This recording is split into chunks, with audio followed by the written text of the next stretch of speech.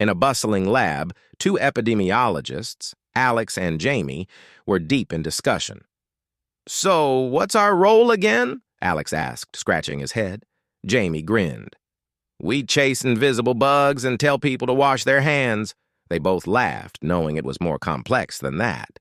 Suddenly, a phone rang. "It's the boss," Jamie said, answering.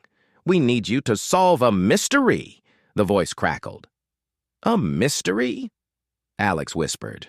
Intrigued, "Yes," the boss continued. "Why do people still sneeze without covering their mouths?" Alex and Jamie exchanged a look. "Looks like our work is never done,"